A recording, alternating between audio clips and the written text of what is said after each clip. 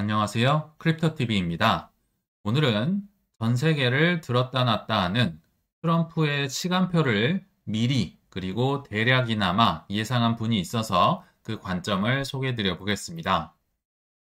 24년 11월에 이미 트럼프의 행보를 예상을 하고 만든 분이 있다고 합니다. 그럼 이걸 제가 어떻게 알았느냐? 블록미디어라는 한 언론사의 유튜브에서 그 기자님이 한 41페이지 정도 되는 영어로 된 보고서를 구독자님들에게 뭐 숙제로 주셨더라고요. 이것 좀 공부를 해보세요 해서 그 말대로 제가 공부를 좀 열심히 해서 그 결과를 말씀을 드릴 거고요. 또 저희 댓글에는 이런 댓글이 달렸어요. 지금 트럼프의 그림은 누가 그리는 것인지 궁금하네요. 저도 궁금하고요. 아마 전 세계 많은 투자자들이 트럼프 어떻게 할지 그것만 쳐다보고 있잖아요. 근데 마침 이 보고서가 그 관련된 주제이기 때문에 제가 뭐 챗 GPT와 뭐 씨름을 하면서 이 요약한 결과를 한번 말씀을 드려 볼게요.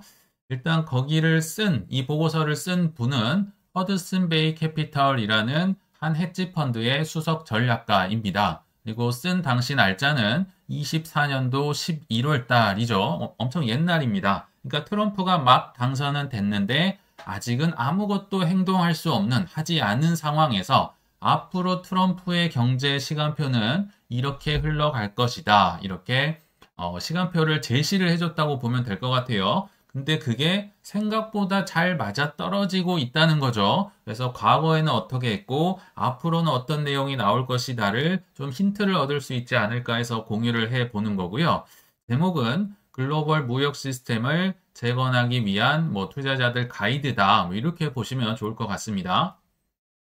근데 이분이 허드슨 베이 캐피털의 수석 전략가이자 현재 트럼프의 경제자문위원회 위원장에 마침 또 위촉이 됐습니다. 그래서 이분의 경제 정책, 이분이 이제 고문이고 자문위원회 위원장이니까요. 이분의 관점이 앞으로도 트럼프의 정책에 영향을 미칠 가능성이 크다. 물론 또 굉장히 똑똑한 분이에요. 여기 이름은 스티븐 미란이라고 이름이 좀 친근하죠. 미란이 형이 하버드대 박사도 나왔고요. 똑똑하고 또 제가 좀 더 알아보니까 17년도에도 트럼프의 선택을 이미 받았었습니다.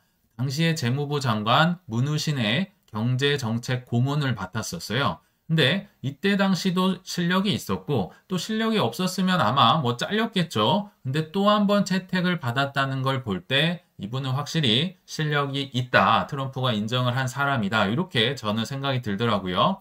또 월스트리트 저널에서도 이분의 보고서는 연구 대상이다. 이분의 관점과 생각은 반드시 공부를 해야겠다라고 할 정도로 이분의 영향력이 좀 있었던 것 같아요. 그래서 일단 소개를 해드릴 거고, 근데 이분도 실력이 있어야 뽑혔겠죠.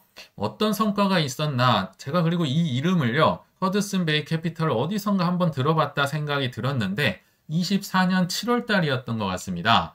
이때 당시에 바이든과 트럼프가 서로 물고 뜯는 굉장히 뛰어했던 시기였잖아요. 근데 바이든의 은밀한 작전을 발견을 하고 바이든에 약간 타격을 주지 않았나. 그래서 이 타격을 준 사람이 아까 미라니 형이었다는 거죠. 자, 이거 아마 보신 기억 나실 겁니다. 작년 7월 말에 바이든 정부가 대선을 앞두고 국채 시장을 조작하고 있다.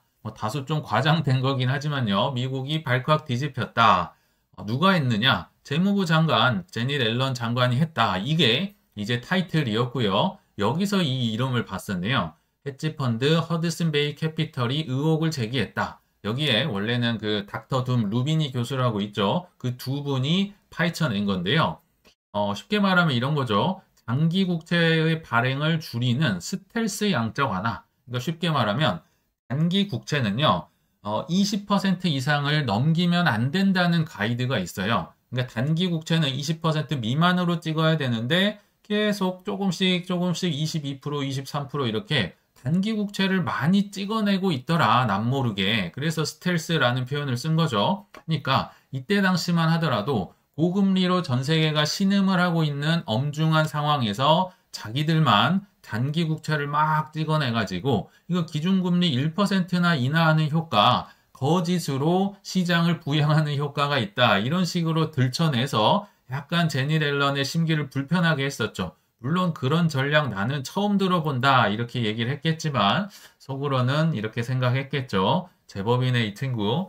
그리고 참고로요. 이 제니 렐런 장관도 아까 말씀드린 그 경제자문위원회 위원장을 과거에 역임을 했었던 분입니다. 어찌 보면 후배가 본인의 약간 치부를 드러내면서 바이든에 타격을 줬으니까 트럼프는 얼마나 더 신뢰를 했을까요? 그래서 아마 또 뽑히지 않았나 생각이 들거든요.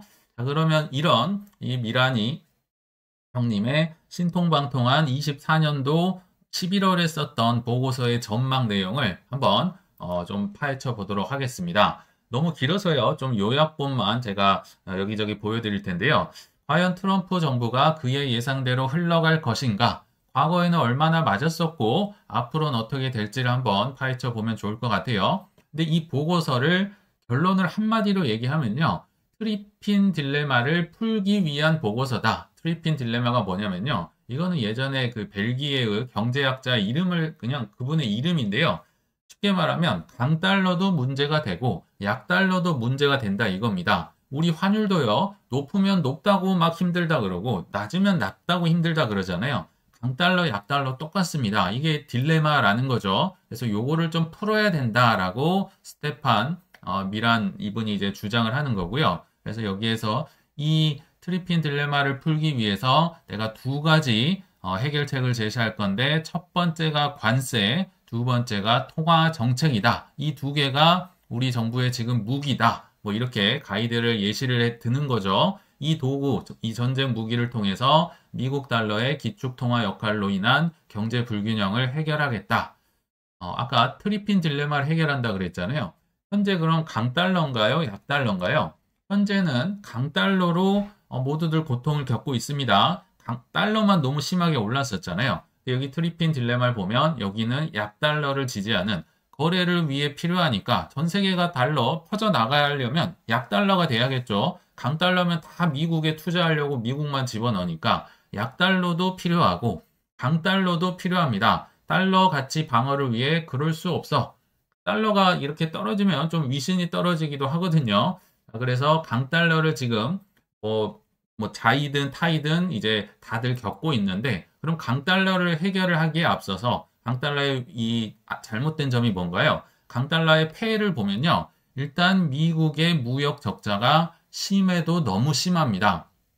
그렇죠? 왜냐하면 미국의 수출업자들이요. 달러가 너무 비싸니까 수출을 할 수가 없는 겁니다. 비싼 걸 아무도 안 사주는 거죠. 무역 적자가 원래 나기는 나게 돼 있는데 너무 심하게 나고 있다. 게다가 제조업이나 일자리가 미국 내에서 이미 뭐 러스트벨트라 해서 다 붕괴가 돼서 그걸로 인해서 트럼프가 일기 때도 당선이 됐었잖아요.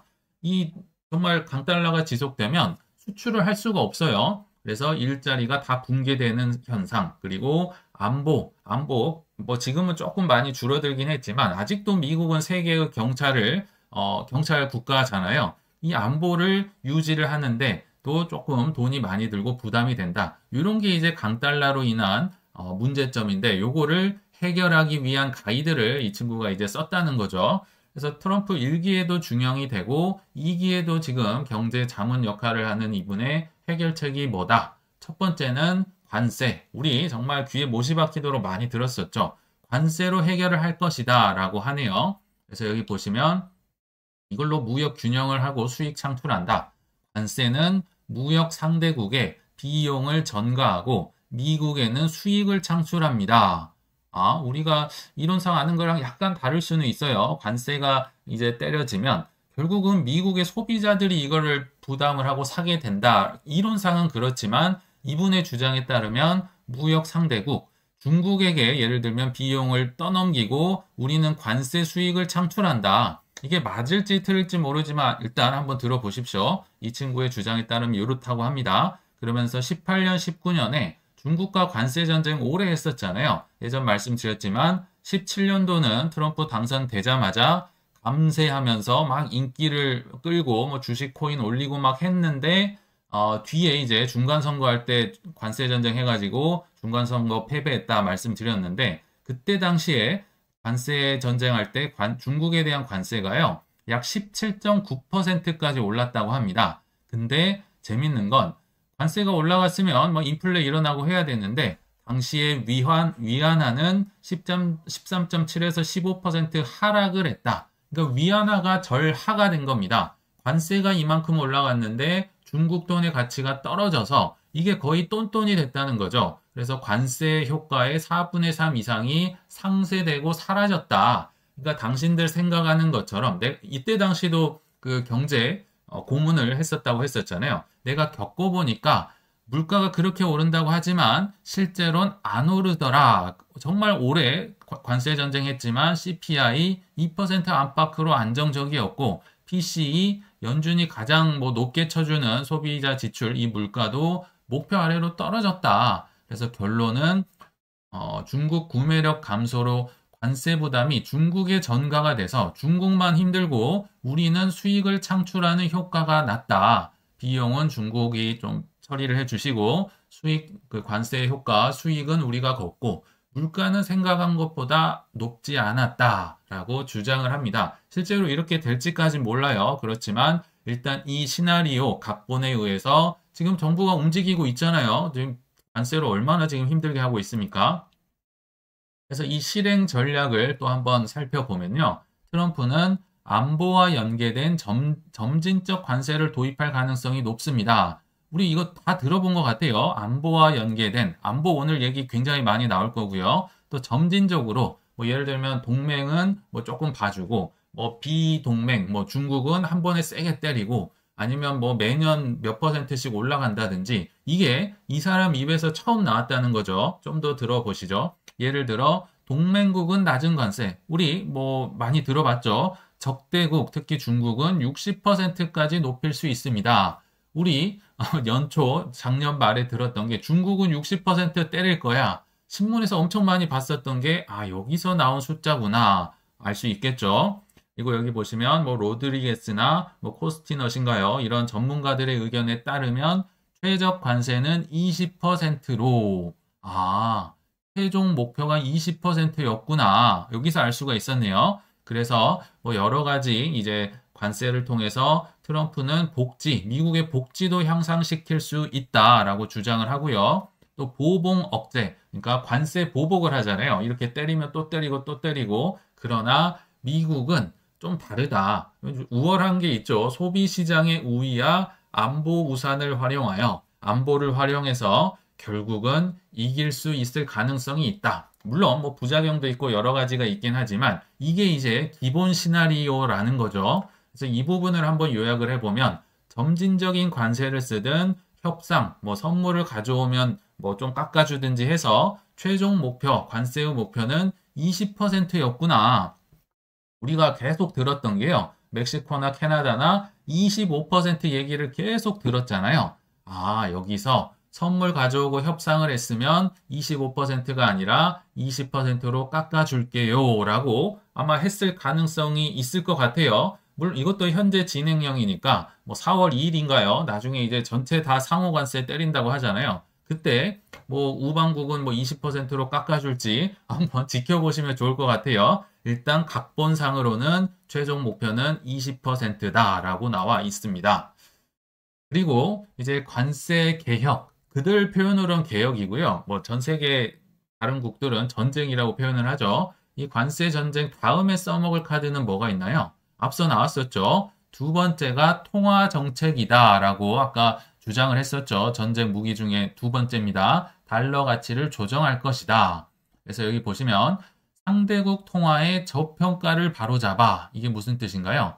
미국이 아니라 다른 국가, 중국이든 일본이든 유럽이든 저평가를 바로잡는다는 건 고평가를 만든다는 겁니다. 즉 달러는 약화시키고 상대국은 높여가지고 과거에 이런 사례 굉장히 많거든요. 71년도에도 닉슨 쇼크라고 해서 금태환 풀어버렸었죠. 약달러 나왔었고 85년도에도 플라자 합의, 물론 이제 다들 합의를 통해서 이룬 거긴 하지만 약달러를 인위적으로 이렇게 합의를 했던 적이 있는데 이런 식으로 약달러를 다음 카드로 쓸 가능성이 높다. 그래서 제조업 경쟁력도 높인다고 합니다. 이게 시나리오예요. 두 번째 시나리오. 그래서 그러나 문제가 하나 있어요. 약달러를 하면 어떤 문제가 있느냐?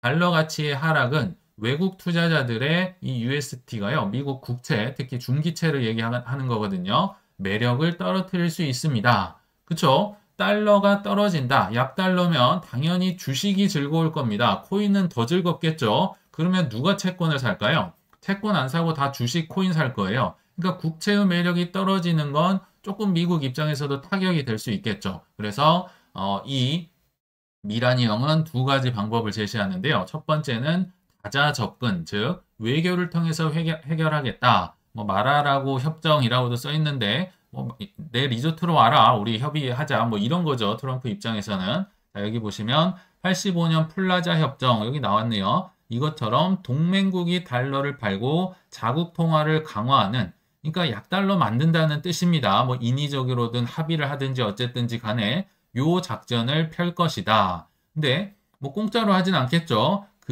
뭐 어떤 것과 연계를 하느냐. 여기 보시면 안보 우산과 연계해서 안보구역 내 국가는 국채로 자금을 지원할 것을 제한한다. 조금 어렵게 써 있는데요. 제 식으로 쉽게 표현을 해보겠습니다. 자, 미국은 우리가 안보를 제공해 줄게.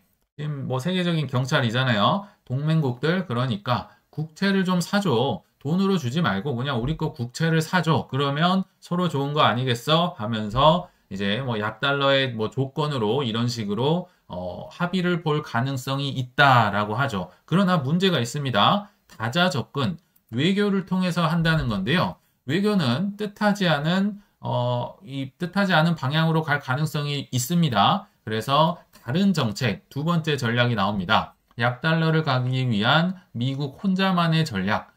외교가 아닙니다. 혼자만 할 수 있는 전략이 또 따로 있다고 해요. 굉장히 뭐 어려운 용어가 나오는데 쉽게 얘기를 한번 드려볼게요. 저도 처음 하는 개념이 나왔는데요. 자, 외국 보유자들이 이 UST가 국채입니다. 미국 국채. 이자 일부를 수수료로 징수해 보유 축적을 억제합니다. 이게 굉장히 어렵게 써 있는데 무슨 얘기냐? 국채를 이제 외국에서 사주면요. 미국이 그에 대한 이자를 줘야 될 거 아니에요. 근데 그 이자를 받을 때 그 이자의 수수료를 미국이 때려버린다는 겁니다. 마치 세금 때리듯이 이자 받기 전에 수수료 내놔. 이자에서 뭔가를 미국이 떼간다. 이게 무슨 얘기인가요? 국채 사지 말라는 거죠. 그래서 보유 축적을 억제합니다. 라고 다소 충격적으로 써 있네요. 그렇죠? 점진적으로 뭐 1%로 시작을 수수료를 때릴 수도 있고 동맹국 차별화를 통해서 동맹국은 수수료 좀 안 때리고 봐주고 중국 같은 데는 팍팍 그냥 수수료 때린다는 거죠.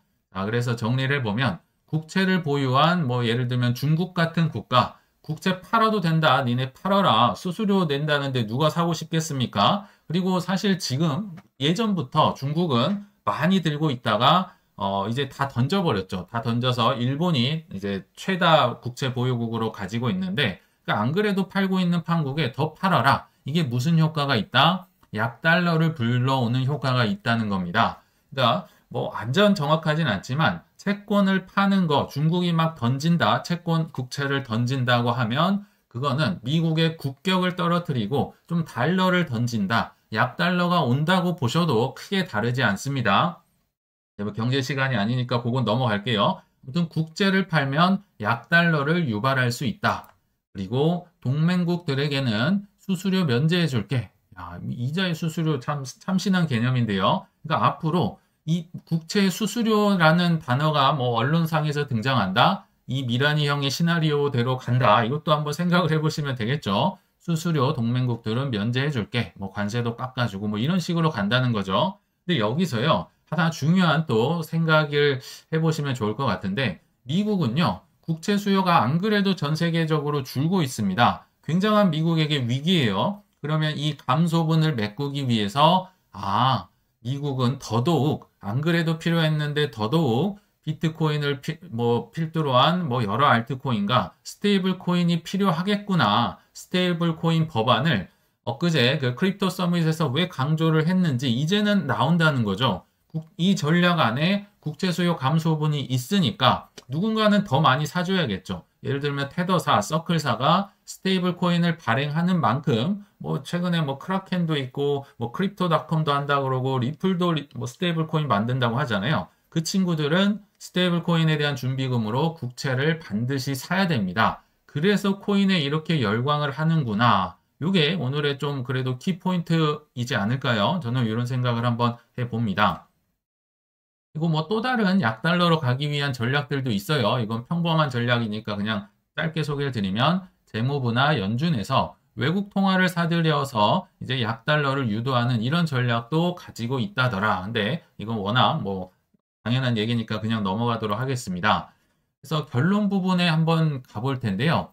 결론은 선관세 공격 그리고 후 통화 완화 정책, 약달러 정책 이렇게 간다고요. 결론에도 써 있고 앞으로 이렇게 진행이 될 가능성이 매우 높다. 뭐 통계적으로 보나 각본으로 보나 이 가능성이 매우 높다는 겁니다. 자, 여기 보시면 요약을 해보겠습니다. 오늘 동맹국에는 뭐 안보도 주고 경제 동맹을 강화하기 위해서 관세를 감면해 주겠다. 뭐 깎아주겠다. 이게 지금 각본 시나리오에는 이렇게 써 있어요. 근데 문제는 트럼프라는 배우가 이걸 좀 잘 못하지 않았나 개인적으로 생각이 듭니다. 왜냐하면 일본이요 정말 엄청난 선물을 들고 뭐 투자도 하고 뭐 사진도 들고 가고 트럼프 막 연예인 보는 것 같아요. 아부도 하면서 했는데 그때 일본도 너네도 근데 좀 다른 데랑 비슷하게 가야 될 걸 이렇게 좀 내동댕이를 치지 않았나 이런 생각이 들어요. 각본에는 동맹국은 좀 따뜻하게 대해주고 비동맹국에게는 강력한 무기 막 60%, 50%막 이렇게 써 있는데